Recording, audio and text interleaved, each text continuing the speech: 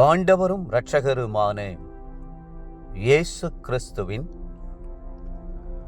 ஈடு இணையற்ற நாமத்தில் அன்றன்றுள்ள அப்பம் வாசகர்களுக்கு எங்கள் அன்பின் வாழ்த்துக்கள்.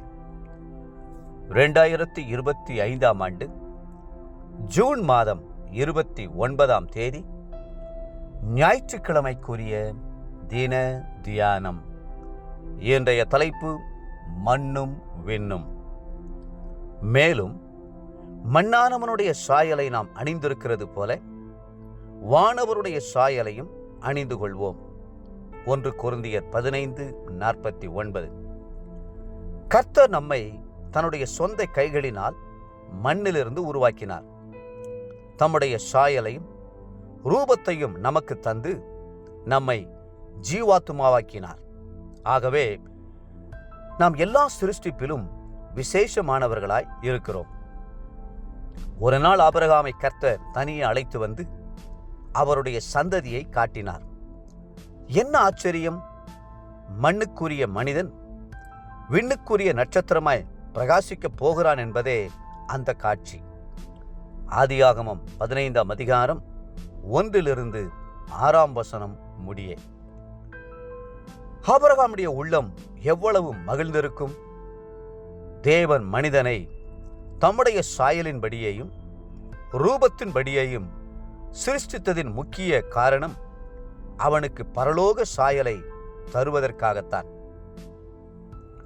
முதலாம் ஆதாம் மண்ணிலிருந்து உண்டாக்கப்பட்டான். ஆனால் 2ஆம் ஆதாமாகிய இயேசுவோ விண்ணிலிருந்து இறங்கி வந்தவர். அநேகம் பிள்ளைகளை மகிமையிலே கூட்டி சேர்க்கும்படி யாக்கோபின் ஏணியாய் மாறினார். அந்த ஏணியே கல்வாரி சிலுவை.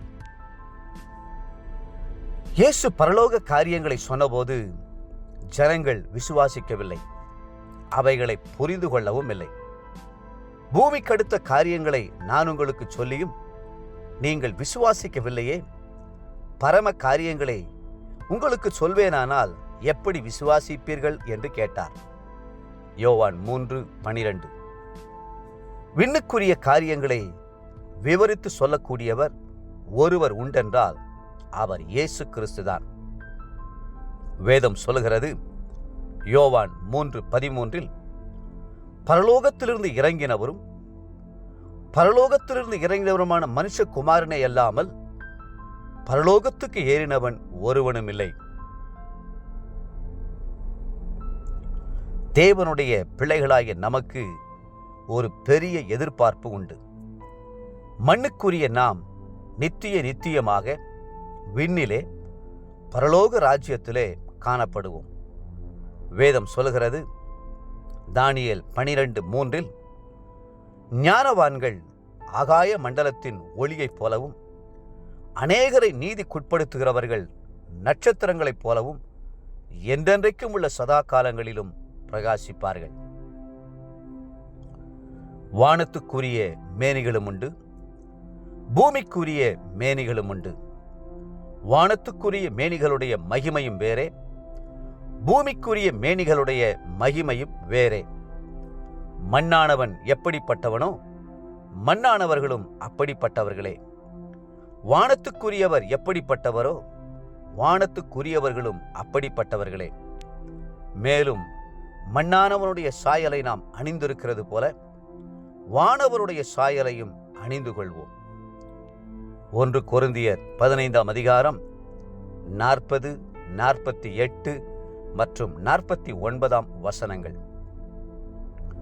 தேவப்பிள்ளைகளே, நீங்கள் கிறிஸ்துவுடன் கூட எழுந்தது உண்டானால் கிறிஸ்து தேவனுடைய வலது பாரிசத்தில் வீற்றிருக்கும் இடத்திலுள்ள மேலானவைகளை தேடுங்கள்.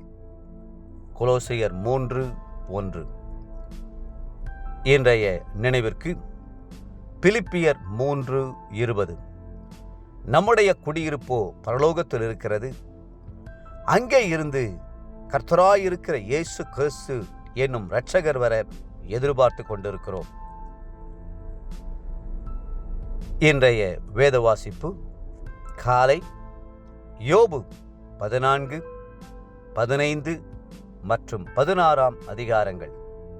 மாலை அப்போஸ்தலருடைய நடபடிகள் 9ஆம் அதிகாரம் 22 43 வசனம் முடிய. அன்புக்குரிய அன்புள்ளப்பம் வாசகர்களே, மீண்டும் உங்களை வாழ்த்துகிறோம். விண்ணுக்குரியவைகளை நாடுங்கள். கர்த்தர் உங்களை ஆசீர்வதித்து மென்மேலும் உயர்த்துவாராக. ஆமென். ஆமென்.